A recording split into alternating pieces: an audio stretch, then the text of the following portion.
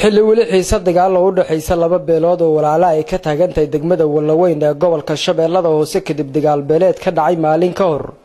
ayaa odayaasha dhaqanka iyo waliba sidoo kale maamulka Hirshabeelle waxay ku baaqeen in si shuruud la'aan dagaalkaasi loo joojiyo. waxaanu leenahay walaalayaal dagaalka joojiya dagaal wiil ku dhintay wiil kuma dhasho dagaal sokoyo ma fiicno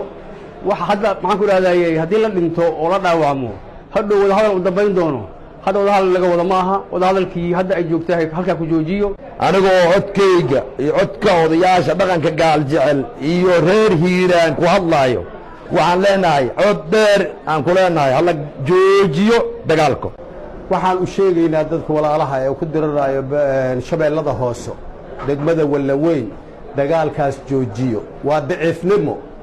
ونعص نمو وواي أرق نمو حمو أفكار بيشا جالجعل أفكار إسلامية أفكار غير أجاس أنت بهيران نما أنت أنا كهلايا وحان عسلينا دجال كاس اللي جوجي عدي دراسة قبته قال جعل واتوري هاي أجاس كيان هذا وشجينا بالشيسان وشجينا حل بايدان وشجينا لقمنا مركز الجوبنا وشجينا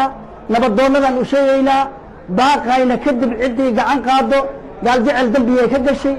وإلهي إذا كيس جواب عذاب كبحلينا عد كاين سيد مقليسين وحنا نكعدينا إن قيميسين حسوا جذرينا ولا لها ماشاس دجالكاس ماشى كدعي واكحنا هاي أرنت دجالكاس هل جوجي وهل جوب بدل وضع هذا إيه ولا النمو أنت gudoomiyaha degmada beledweyne ee dowlad goboleedka Hirshabeelle Maxamed Axmed Ibrahim Food Cade ayaa ugu baaqay dhinacyada Walaweyn ku dagaalamaya inay dirtay joojiyaan heer mataqaana maamul iyo odayaasha dhaqanka Beesha Gaaljecel waxaan meeshan baaqna badan ugu direynaa dhibaatada ka taagan Shabeellaha Dhexe soona Walaweyn waxaan leenahay saali ahaada wiil dagaal oo ku dhinta kuma dhasho waxa soo kale ceeb waay dad walaalo isdilaay dhiigooda in kala badbaadiyaa wanaagsan in isdila waa ceeb haddana maanta inuu maasha dad matqana famil hoos ah in isku dilaan waa dhibaato waxaan baaqna u direynaa inay joojiyaan dagaalka ay ku jiraan ayagoo ilmo adeer ah hadalka Baaq ee ka yimaaday maamulka Hirshabeelle iyo odayaasha dhaqanka degmada Beledweyne ayaa ku soo aadaya xilli dagaal khasaare dhimasho dhaawac la sababay uu ka dhacay degmada Walaweyn kaas oo u dhaxeeya beelo walaala waxaana wali jira xiisad ka taagan degmada